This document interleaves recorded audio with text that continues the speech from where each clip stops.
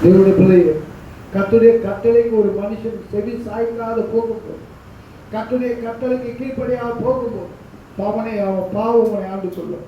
தேவனுடைய பிள்ளை, கர்த்தர் ஆதாமை சாதாரணமாய் சிருஷ்டிக்கல, தமது சாயலால் சிருஷ்டித்தார். அவருடைய ரூபத்தின்படி சிருஷ்டித்தார். ஜீவ சுவாசத்தை கொடுத்தார். அது மட்டுமில்லாமல் சகல அதிகாரம் கொடுத்தார். என்ன சொன்ன? பூமி அனைத்தையும் ஆண்டு கொள்ளத்தக்கதாக, அது கீழ்ப்படுத்தத்தக்கதாக, அதை கீழ்ப்படுத்தி நீ ஆண்டு கொள்வாயாக என்ற அதிகாரத்தையும் கர்த்தர் கொடுத்தார். அந்த அதிகாரம் எங்கே போனது? அவை தேவனை தேடுகிற உணர்வு எங்கே போனது? அவை சொல்றோம், தேவனை முகமுகமாய் சந்தித்து பேசுவானே, அந்த அனுபவம் எங்கே போனது? தேவனோடு உறவாடுகிற அனுபவம் எங்கே போனது? ஓடி போய் ஒளிந்து கொள்றான், ஓடி போய் ஒளிந்து கொள்றான். கர்த்தர் கேட்கிறார், ஆதாமே நீ எங்கே இருக்கிறாய்? பாவம் செய்ததினாலே தேவ மகிமையற்றவனாய் மாறி போனான்.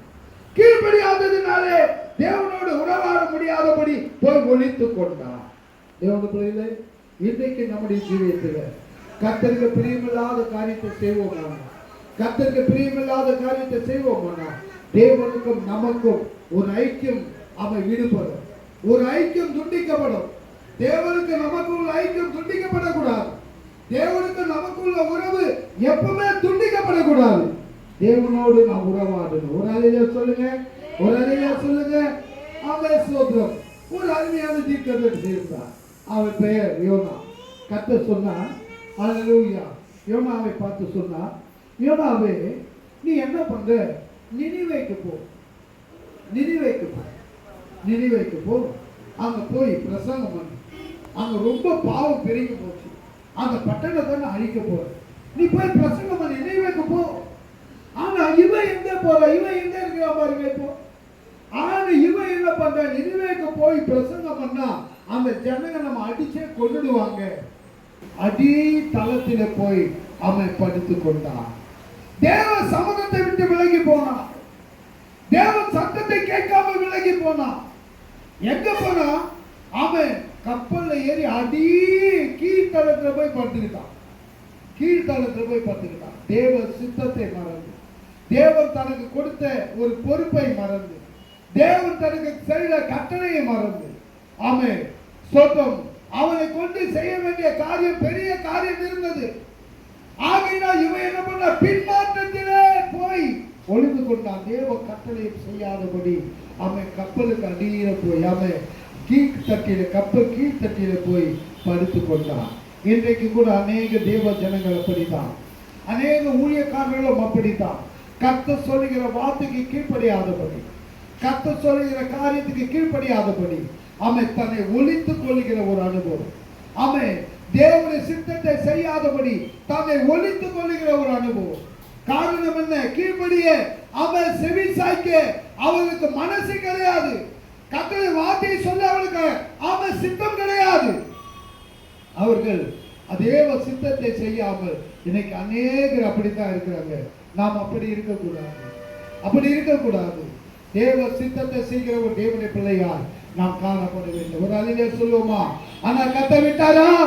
காத்தவே கடல்ல பெரும் காற்றை அவன் கடல் கொந்தளிப்பை உண்டாக்கினான். யோனா சொல்றான், என்னை தூக்கி கடல்ல போட்டுங்க, அப்பதான் அவன் சோத்து கடல் அமைதியாகும். ஏனென்றால் நான் தீர்க்கதரிசி, நான் ஊழியக்காரர், கர்த்தருடைய சமூகத்தை விட்டு விலகி வந்தேன். அவன் பிரசங்க கர்த்தருடைய சமூகத்துக்கு விலகினேன். ஆகையினால்தான் இந்த கொந்தளிப்பு, ஆகையில்தான் இந்த பழைய காற்று. தேவனுடைய எந்த மனுஷன் தேவ சமூகத்தை விட்டு விலகுகிறானோ, எந்த மனுஷன் தேவனை ருசி பார்த்து தேவனை அவன் சோக்கம் அறிகிற அறிவை உணர்ந்து அவன் தேவன் யார் என்பதை தெரிந்து அவன் சோற்றம் அங்கே சமூகத்தை விட்டு விலகுவானானால் அவன் குடும்பத்திலே சூறாவளி, அவன் பிரச்சனை, போராட்டம், அவன் சோற்றம் அவன் கட்டாயமாய் கடந்து வரும். ஏனென்றால் தேவனை விட்டு விலகும் போது தேவ பாதுகாப்பு அவனுக்கு இல்லாமல் போகிறது. தேவனை விட்டு விலகும் போது அவன் தேவனுடைய கண்காணிப்பு அவனுக்கு இல்லாமல் போகிறது.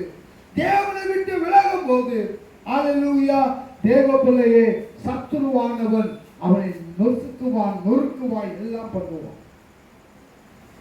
அப்படியாய் அவனை தூக்கி கடல்ல போட்டாங்க. பிறகு ஒரு மீன் ஆயத்தம் பண்ணினா, மீன் வயிற்றுக்குள்ள போய் பாவ மன்னிப்பு கேட்டான். பிறகு வந்து பிரசங்கம் பண்ணா. அல்லேலூயா. பிரியமே, ஆகையினாலே நீ எங்கே இருக்கிறாய்? ஆதாமை போல் பாவத்திலே இருக்கிறாயா, இல்லை யோனாவை போல் பின்மாற்றத்திலே இருக்கிறாயா? எந்த ஜீவியத்தில் நாம் இருக்கிறோம்? தேவனுடைய பிள்ளையே, அல்லேலூயா. ஆகார் என்ற ஒரு ஸ்டாரியை பார்க்கும்போது அடங்கி இருக்க மனதில்லாமல், உபத்திரவத்தை தாங்க முடியாமல் அவர் வனாந்தரத்துக்கு போகிறார். வனாந்தரத்தில் போய் அலைந்து திரிகிறார். என்ன பண்ண தெரியல. வயிற்றுல குழந்தை இருக்கு, கர்ப்பம் வயிற்றுல இருக்கு. அவன் ஆண்டவர் சொல்கிறார், ஆகாரே நீ எங்க போகிறாய்? எங்கிருந்து வருகிறாய்? நீ எங்க போகிறாய்? தேவனுடைய பிள்ளைகளே, அவர் நம்மை காண்கிறது. நாம் பாதாளத்தில் படுகை போட்டாலும் கர்த்தர் அதை காண்கிறார். நாம் நட்சத்திரங்களை மீது கூடுகளை கட்டினாலும் அங்கே கர்த்தர் பார்க்கிறார். நம்முடைய நிலைமையை கர்த்தர் அறிவார். நம்முடைய துக்கத்தை கர்த்தர் அறிவார். ஆனால் நாம் செய்ய வேண்டிய காரியம் தேவனுக்குள் நம்மை அவர் ஒழித்து மறைத்து வைத்துக் கொள்ள வேண்டும். தேவனுக்குள் காணப்பட வேண்டும். நாகர் வனாந்தரத்தை அலைகிறார், திரிகிறார், என்ன பண்ணு தெரியல. கர்த்தர் தரிசனமாகிறார். உன் வயிற்றுல கர்ப்பத்தில் இருக்கிற குழந்தைய நான் ஆசீர்வதிப்பேன், நான் பெரிய ஜாதி ஆக்குவேன். நீ போய் உன் நாச்சியார் கிட்ட அடங்கிடு. எங்க இருந்து வந்தாயோ அங்க போய் அடங்கிடு. ஏற்ற நேரத்தில் நான் உன்னை உயர்த்துவேன். நீ அடங்கிடு. வசனம் அதான் சொல்லுகிறது. அல்லேலூயா. ஏற்ற வேலையை கற்று உங்களை உயர்த்தபடிக்கு அவருடைய பலத்த கரத்துக்குள் அடங்கி இருங்கள். பலத்த கரத்துக்குள் நீ போய் அடங்கிடு. ஆகார் போனார். சோத்திரம். எங்கன்னா பாவத்தில் இருக்கிறோமா, இல்ல பின்மாற்றத்தில் இருக்கிறோமா, இல்ல வனாந்தரத்தில் அலைந்து திரிகிறவர்களா? தேவ சித்தம் தெரியாதபடி பார்க்கும்போது அவன் 10 யோவான் என்ற சீஷன் அவனை எண்ணெயில போட்டு வறுத்தாங்க. ஆனா சாகல. கடையில போட்டு வறுத்தாங்க, சாகல. அவனை என்ன பண்ணாங்க? பத்ம தீவுக்கு கடத்தினாங்க. பத்ம தீவுல சாப்பாடு கிடையாது, தண்ணி கிடையாது. பத்ம தீவுல எங்க போனாலும் அந்த தீவுல சுற்றி சுற்றி அப்படியே செத்து போகணும். அவன் இந்த அந்தமான் தீவு சொல்றாங்க. அந்த காலத்தில் அந்தமான் தீவு எதுக்காக உண்டாக்கப்பட்டதுன்னா, கைதிகளுக்காக அவங்க சிறைச்சாலை அந்த தீவுல கடத்திடுவாங்க. அவன் அதுபோல பத்ம தீவுல கடத்தப்படும் போது அந்த தீவுல ஒண்ணுமே கிடையாது. ஆனால் இந்த மனுஷன் ஆவிக்குள்ளாய் இருந்தான். பாவத்திலே இல்லை, பின்மாற்றத்தில் இல்லை, தேவ சித்தத்தை தெரியாமல் அலைந்து திரியல. அவன் என்ன பண்ணா? பத்ம தீவிலே கடத்தப்பட்டாலும் கர்த்தருடைய நாளிலே ஆவிக்குள்ளாய் மாறினான். கர்த்தருடைய நாளிலே ஆவிக்குள்ளாய் மாறினதினாலே கர்த்தர் அவனுக்கு வெளிப்படுத்தின விசேஷத்தை அவன் விளக்கி காட்டினான். வெளிப்படுத்தின தமிழ் தரிசனத்தை கர்த்தர் கொடுத்தார். அவன் பின்னால் நடக்க போகிற காரியங்களை கர்த்தர் அவனுக்கு வெளிப்படுத்தினான். நாம் எங்கே இருக்கிறோம்? நாம் எங்கே இருக்கிறோம்? ஆதாமை போல தேவ சமூகத்தை விட்டு விலகி இருக்கிறோமா?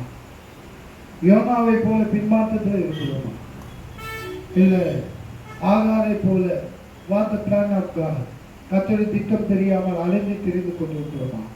இந்த யோவானை போல ஆமை எந்த கஷ்டங்கள் வந்தாலும், எந்த போராட்டங்கள் வந்தாலும், நான் கடத்தப்பட்டாலும் சரி, அவை என பத்ம தீவாயிருந்தாலும் சரி, நான் ஆவிக்குள்ளாய் இருப்பேன், ஆவியானவரோடு கூட இருப்பேன், என் தேவனோடு உறவாடுவேன் என்ற ஒரு ஐக்கியத்திலே நாம் காணப்படுகிறோமா? இந்த மாலை வேளையில நம்மை ஆராய்ந்து பார்த்து, ஆதாமே நீ எங்க இருக்கிறாய்? என் பேரை சொல்லி நான் கேட்டுக்கிறேன். மோசே நீ எங்க இருக்கிறாய்? நீங்க கேட்டுக்கிறீங்க. அவன் இல்லா நீ எங்க இருக்க? அவன் சொன்னா நீ எங்க இருக்க? ஆந்தருக்குள்ள இருக்கியா? அவன் சுத்தம் பாவத்தில் இருக்கியா? பின்மாற்றத்தில் இருக்கிறியா? இல்ல தேவ சித்தம் தெரியாமல் அலைந்து கொண்டிருக்கிறாயா? இல்ல யோவானை போல கர்த்தருக்குள்ள நிறைஞ்சி அவருடைய பாசத்தினால தேவ சமூகத்தில் நிரப்பப்பட்டு கர்த்தருடைய காரியங்களை தரிசிக்கிறாயா? கர்த்தரை நோக்கி பார்க்கிறாயா? எந்த இடத்துல இருக்கிறாய்? இந்த நாளிலே நம்ம ஆராய்ந்து பார்த்து விட வேண்டிய காரியங்களாம் விட்டு கர்த்தருக்குள் நாம் காணப்படும் போது கர்த்தர் கட்டாயமாய் நம்மை நடத்துவார். கர்த்தர் கட்டாயமாய் நம்மை ஆசீர்வதிப்பார். அல்லேலூயா. கர்த்தர் தாமே இந்த வசனத்தை ஆசீர்வதிப்பாராக. நாம் ஒரு பாடலை பாடும்போது கர்த்தர்